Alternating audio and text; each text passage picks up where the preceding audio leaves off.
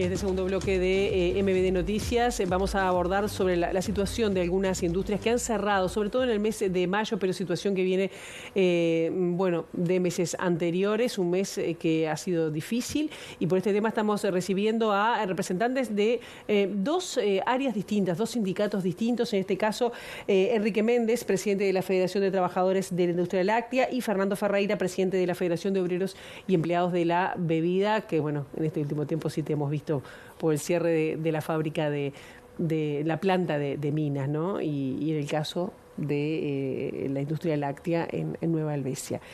Muy buenos días, gracias por estar. Una situación que es compleja, ¿cómo la están viviendo desde ambos sindicatos? Bueno, buen día, gracias por la invitación.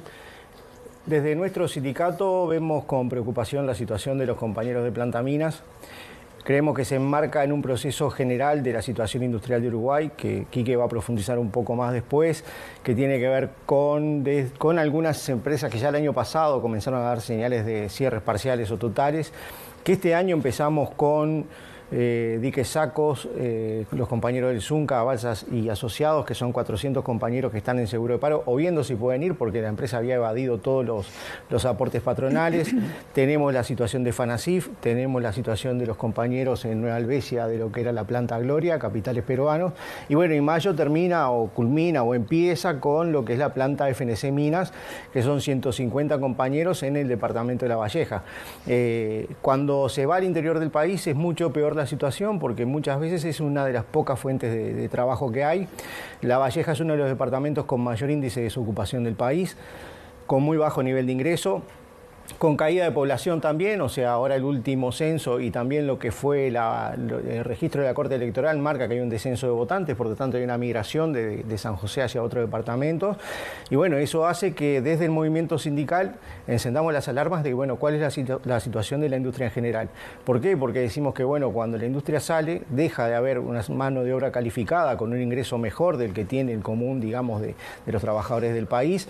Se sustituye mano de obra nacional por importación, que es lo que va a estar pasando en muchos de los casos. Yo también recordamos a nivel sindical lo que fue en algún momento el conflicto de Bimbo, donde había maquinaria nueva en Uruguay, llevada a Paraguay, donde ahora produce Paraguay, se vende en Uruguay.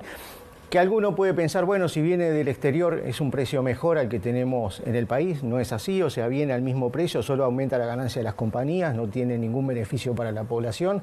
Entonces estamos en una disyuntiva donde cada vez hay menos trabajo industrial, somos menos del 10% de la población ocupada del país. ¿En cuánto están en estos momentos? Debemos estar por debajo de los 150.000, o sea, los trabajadores industriales, ¿no? 151.000 creo que era el último número que teníamos, si no me equivoco. Entonces, eso marca, digamos, una desindustrialización del país que termina abriendo, digamos, el frente a la importación. Cada vez que estamos ante una situación de este tipo, lo que hacemos los trabajadores es ver cómo solucionamos el problema inmediato. En el caso nuestro son 150 compañeros que hoy se encuentran en seguro de paro. Vamos a ver por qué tiempo, porque ayer el Ministerio de Trabajo lanzó algún tipo de amenaza, digamos, a la situación que tienen los compañeros de Minas. Y de lo contrario, seguiremos en huelga como estamos hoy en Montevideo, ¿no? ¿Amenaza de qué tipo? Bueno, nosotros comenzamos la huelga la semana pasada, el viernes pasado. Planta Montevideo, planta industrial, porque los compañeros, por decisión de la empresa, ya estaban en seguro de paro en el mes de mayo y en el mes de junio. Por lo que sabemos en la reunión de ayer, que habían varios ministerios y algunos entes viendo la situación de FNC en Minas, buscando alguna solución, se comentó que había posibilidad de levantar la huelga porque si no el gobierno, el Poder Ejecutivo, levantaba los seguros de paro de los compañeros de Planta Minas, que evidentemente como estaban en seguro no estaban en huelga. Y acá en Planta Montevideo no afectaría a nadie porque no creo que hay menos de una docena de compañeros que son los que están hoy en esa situación de seguro. Los demás cortamos la actividad, estamos en huelga, así que no afecta. Pero lo que no vemos es una solución inmediata, digamos, al problema de los compañeros, que implica que FNC diga que deja sin efecto el cierre de la planta. Y bueno, después nos sentamos a discutir cómo queda operativa esa planta en el departamento de La Valleja. Ahora vamos a hablar de las alternativas posibles, pero en el caso de Nueva Helvecia, el corte de Gloria, pensando en uno en especial, fue sorpresivo, no había sindicato, es decir, no había organización de los trabajadores en ese momento. ¿En qué situación está y cómo están esos trabajadores? ¿Cómo impactó en el pueblo, que es una cosa que ahí hacer una serie de menciones en virtud de del planteo. Primero, gracias por invitarnos y por recibirnos. El proceso que Fernando menciona de desindustrialización es un proceso que a nivel de PIT-CNT lo tenemos identificado desde la Confederación de Sindicatos Industriales.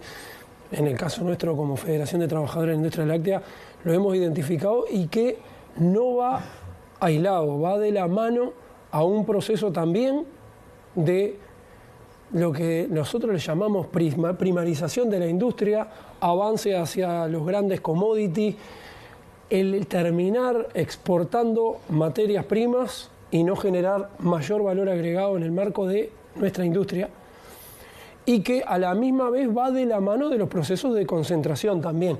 ¿Por qué? Porque a medida que los procesos de inversiones que realizan los empresarios terminan siendo cada día más concentrados también, obviamente que apuntan hacia ese mismo proceso en el marco de avanzar hacia lo que, bueno, cada uno entiende que le da su mayor rentabilidad, que es distinto a que le dé la rentabilidad en términos humanos para el pueblo, para la población, para los trabajadores, las familias que están vinculadas en cada localidad a cada una de estas industrias. El accionar de esta empresa Grupo Gloria no fue... Primero llamó la atención porque fue muy de golpe, pero no es llamativo porque no fue nuevo. Recordar que por allá por 2015 terminaron echándonos la culpa, así a las trabajadoras y a los trabajadores, por una definición que tenían tomada fronteras afuera de nuestro país, una empresa multinacional como el Grupo Gloria. Que lo que hay que decir de forma constante, no se retiran por pérdidas, ellos no presentan balances de pérdida, estas empresas no llegan a diferentes lugares y nos presentan a los trabajadores balances de pérdida. Se retiran cuando les parece y entienden así que circunstancialmente los valores en términos de sus niveles de ganancia no son los que ellos quieren y quieren optimizarlos en otro lugar. Y automáticamente los procesos que debieran ser pensados en perspectiva de desarrollo real para una sociedad, bueno, se detienen en ese proceso y no hay avance. ¿A qué nos referimos? Es muy común encontrar que muchas de estas empresas lleguen con promociones de inversiones, con ciertos beneficios, y luego tienen contratos muy cortos, periodos muy cortos vinculados a eso, hay un seguimiento que entendemos que no es el mejor el que se les da, no hay como un contralor sobre ese proceso que se va avanzando. Tú decís del gobierno o del Estado. Efectivamente, incluso hasta se complejiza hasta para nosotros mismos los trabajadores, en el caso de la industria láctea, porque en el propio Instituto Nacional de la Lechería somos el único actor que no está presente en el marco de las políticas del ámbito rector de políticas de desarrollo para la propia industria láctea. Entonces, ¿no están los trabajadores? No, no están presentes los trabajadores, están todos los actores, pero es una reivindicación que hemos colocado de forma constante porque no se tiene presente a los trabajadores. Entonces, en ese escenario es que se termina dando por una empresa que no tiene organización sindical una forma de retiro del país que en el Uruguay no estamos acostumbrados a que se funcione de esta forma. Por mensajes de WhatsApp, informándole a los trabajadores que a partir de hoy ya no contamos contigo, informándole a los trabajadores que ni siquiera me conteste el propio mensaje porque no te lo voy a contestar. En una empresa que, bueno, en su momento, y dicho porque nosotros tenemos un desarrollo territorial y tenemos sindicatos en diferentes lugares del país, los propios vecinos así le decían a nuestros propios compañeros. Incumplía con condiciones laborales, incumplía con laudos salariales. Y en ese escenario, bueno, es que nos llama la atención que se hayan retirado. Ahora no le van a poder echar obviamente la culpa al movimiento sindical de esta nueva retirada que ellos toman. No es la única. Hay en ese proceso de desindustrialización, en el cual hay que decirlo, nosotros tuvimos reuniones con el ministro de Trabajo, porque tú consultabas en qué estaba, bueno, el propio ministro nos dijo que en la semana siguiente se estaría resolviendo las liquidaciones hacia los trabajadores legales, supongo yo que en ese entendido podrán así hacerlo. Nosotros dijimos que cualquier trabajador que quisiera acercarse a la federación está de puertas abiertas, aunque no estuvieran organizados en su momento. Al margen de esto, este proceso de desindustrialización, de cierre, de retirada, nosotros le llamamos así de primarización en el marco de la industria, porque también, por ejemplo, la empresa Lactalis, multinacional de la alimentación que se encuentra en Cardona, que tristemente célebre hace un par de años atrás, cuando cerraron en Salto y 50 familias quedaron en la calle, en Salto porque cerró la quesería en Salto, y así hay un proceso donde la lechería industrial empieza a tener grandes impactos negativos. Cuanto más al norte del Río Negro, más. Claro, ¿y cuáles son las alternativas? Porque eso era una pregunta que quería hacerle, ¿no? Respecto a qué faltan, perdón, controles del Estado para, bueno, porque irse puede llegar a irse, pienso yo, la gente no se está mirando y dice, bueno, no le sirve, se va. Pero ¿qué es lo que falta o qué es lo que se podría ver para evitar esto o para tener otro colchón? Los trabajadores, los pueblos y demás. Lo mismo en la Fábrica Nacional de Cerveza o la industria en general. ¿Qué alternativas tienen? Bien, son procesos capaz que distintos, ¿no? Los que se manifestaba aquí que con alguna situación particular a los de la bebida en particular, ¿no? Porque nosotros, si bien Ambev es una multinacional, está en el país desde el año 2000 aproximadamente, ¿no? Y ahí sí sufrimos el primer, digamos, embate de Ambev con el cierre de la planta norteña. Claro. En el año 2003, con una política de Brasil alimenta al mundo, definió que Uruguay solo tenía 2 plantas de cervecería. Ahora va hacia el otro proceso que es dejar en una toda la producción, digamos, de cerveza de a litro en envase retornable. Yo creo que hay algunos actores que deberían jugar como son el poder político, ¿no? ¿En qué sentido decimos nosotros? Bueno, primero que hay que incentivar a la industria nacional. Segundo, no dejar en manos extranjeras todas las empresas. Si uno mira las grandes empresas que hay en Uruguay, frigoríficos, lácteos, bebidas y demás, son todas multinacionales, que toman sus decisiones en otro país. Entonces mañana, como decía aquí, que es un número, bueno, ¿cuánto tiene que dar Uruguay? Uruguay me tiene que dar a mí, como grupo inversor, como grupo que tiene una planta en Uruguay, X millones de dólares. El día que eso no da, dice, bueno, nos vamos, llevamos la operativa a Brasil, Argentina. Para que tenga una idea, la planta Zárate de Ambev en Argentina está más cerca de Paysandú que Minas. Entonces, hoy con la situación de Argentina hay un 40%, casi 30 y pico de capacidad ociosa en las plantas industriales.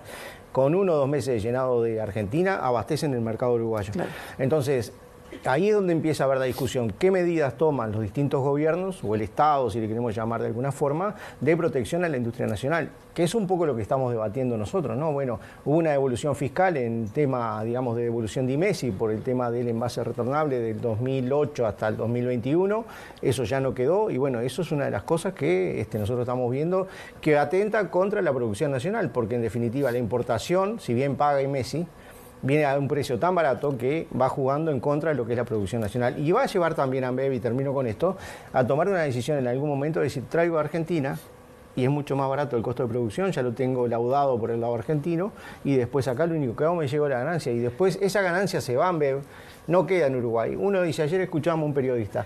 30 segundos y tengo que dar la palabra porque se nos termina el programa. Ambev dice, yo pago de salarios 25 millones de dólares. Esos 25 millones de dólares quedan acá. Si no fueran salario, irían a la multinacional. Claro. Entonces circula en el mercado interno, da vida a lo que es la economía nacional. ¿Qué preferimos, que se vaya o que se quede? Esa es una discusión. ¿Méndez? En esa misma 30 línea... segundos, porque los voy a tener que invitar por separado. Los invité juntos porque quería ver una mirada general. Somos colegas, compartimos CNT, o sea, no hay problema.